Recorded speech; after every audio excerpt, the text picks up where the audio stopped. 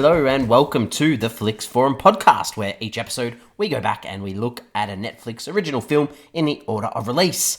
Happy New Year! This is our first episode for 2024, and today we'll be discussing Netflix's 294th film from 2020. It's the romantic thriller Rebecca, directed by Ben Wheatley. It stars Lily James, Armie Hammer, Kristin Scott Thomas, Keeley Hawes, and Dowd and Sam Riley. I'm Jesse, I'm your host. Thanks for joining me today. As always, if you haven't seen this film and you're keen on checking it out, give us a pause and come back a little bit later on because we will spoil this film at various stages. And we kick off with our Fast Flicks, where we do a quick little summary of what the film is all about. So this one is about a young woman who ups her life by marrying a rich man and moves to his mansion, which still holds memories for all involved of his dead wife. Intriguing. This is a big film. This is a big story. This is a very well-known story. So most people would have seen or read this story at some stage in their lives. Let's talk about how this one ended up on Netflix, I guess. So it is based on the 1938 novel titled Rebecca by Daphne du Maurier. There was a 1940 film version and many other versions, but this 1940 version, directed by Alfred Hitchcock, won Best Picture at the Oscars. So that's the one that most people would be familiar with. This film here, it was announced back in November of 2018 that Lily James and Armie Hammer were going to star in the film. It was going to be directed by Ben Wheatley, and Netflix would distribute the film. Filming began on the 3rd of June 2019. Some locations, so in Cranbourne Manor in Dorset and Hartland Quay in Devon were used for filming in July of 2019. In total, Rebecca was filmed at 6 different manors or estates. Along with Cranbourne, we had Hatfield House for interior hallways, Mapperton for Manderley's back garden, which is open for the public sometimes to visit, unlike the manor. It was also filmed at Loosely Park for Manderley's staircases, Pentworth House for one of the corridors full of marble statues and paintings, and lastly, Osterley Park for Manderley's kitchen. The bedrooms of the former and the new Mrs. De Winter were both sets. Filming wrapped on the 9th of August 2019. After release, this was the most watched film on Netflix in its first 2 days of release, before finishing second over the weekend. It was out of the top 10 by the following weekend.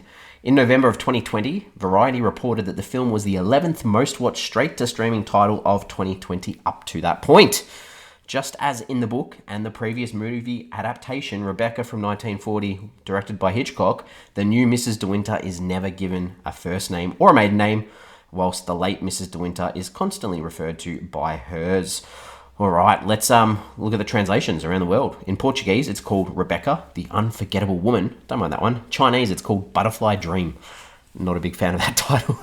And Hungarian, I like this title, The Lady of Manderley House. So all very good titles. This one was released on a limited theatrical run from the 16th of October 2020 before hitting Netflix on the 21st of October 2020.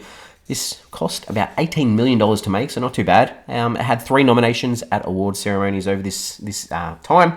It was nominated for Best Production Design at the BAFTAs, Sequel or Remake That Shouldn't Have Been Made at the Alliance of Women Film Journalists, so a bit of a not a good nomination there. And it was nominated for Best Production Design for an International Studio Feature period piece at the British Film Designer Guild Awards. It was also on the Reframe Top 100 Most Popular Narrative and Animated Feature list as well. What are the critics and audiences saying about Rebecca? On Rotten Tomatoes, sits at a 38%. That's pretty dismal, because this is on 233 reviews. That is very rotten.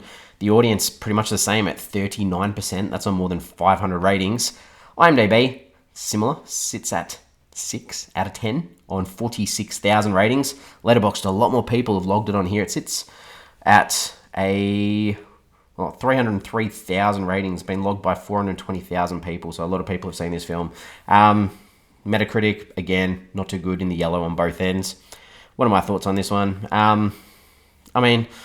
I watched this when it came out on Netflix in 2020. I wasn't a big fan of it when I saw it because I had great fond memories of the Hitchcock version.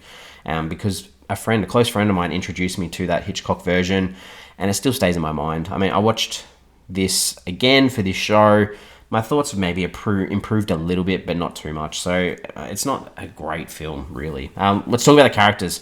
So the characters, Mrs. De Winter, she suffers under her employer, Mrs. Van Hopper. She has to do whatever she's told. Her parents are dead. She wants to travel, so this is like her chance. She knows a lot about cars because of her dad, so that's that connection there. And she sees the freedom in falling for Maxim, but doesn't really understand his world and is sort of stuck in trying to live up to a dead woman, his wife. And she's sort of shown as like this goddess, someone that everyone loved. She's too nice in this version of the film. She's meant to be self-motivated in wanting to live in Mandalay, the house, the mansion. And the opening voiceover tells us this, but she's too bubbly throughout, so that's why it doesn't really work. Maxim de Winter, he's obviously handsome, he's rich, he's lonely, he's obsessed with this memory of his life, of his wife, Rebecca. The first half of the film, he's happy because he's spending time with the future Mrs. De Winter. Then the second half, it's just like he turns into an arsehole because Mandalay is more than a house, it's his life, and he can't get over this grief of Rebecca and what she's done to him. So it was hard because I don't think the characters were fleshed out how they should be. The other characters and the character that stands out is obviously Mrs. Danvers. Danny, she protects that memory of Rebecca. She's someone who's known her since she was a child. She's not really a villain though. She's, her motives are clear, and some may say justified. The only real character in this film, and good performance there as well. The other two characters that are sort of in and around, we've got Jack. He sort of rocks up to get some info from Mrs. De Winter and then just arrives at the end to drop some news about her being his cousin and she needed to see him and she was killed, blah, blah, blah, that sort of stuff. And then Frank's a big character who's supposed to be a support for Mrs. Winters. He's the estate manager. He's not in it enough. And he does play a bit like, it's nice the moments that he is in the screen, but he's not in it enough. The director, Ben Wheatley, 25 directing credits, segments of that ABCs of Death anthology film, done 2 episodes of Doctor Who, that film High Rise that some people may remember, and most recently The Meg 2. So a couple of big credits there as well. What are some scenes that I enjoyed in this one, and some things I didn't? So a couple of things I liked. I think the conversation in the hut where Maxim finally explains more about Rebecca to Mrs. De Winter. That was good. That was good. I liked that conversation, and I also liked Mrs. De Winter going to the doctor's office and finding out that Rebecca wasn't pregnant but had cancer. I liked that as well. Obviously, I knew the reveal and things like that, but I liked those scenes.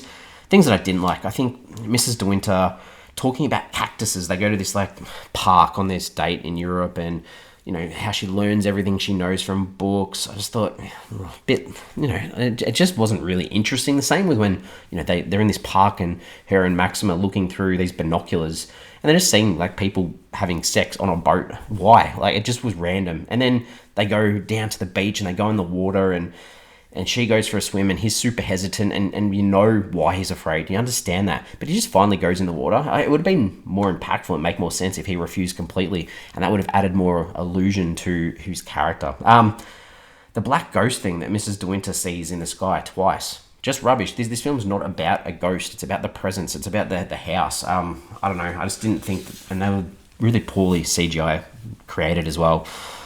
The grandma rocks up, Granny, and she goes on about her not being Maxim's wife and not remembering her and, what have you done with Rebecca? It didn't add any intrigue. It was just like a random scene.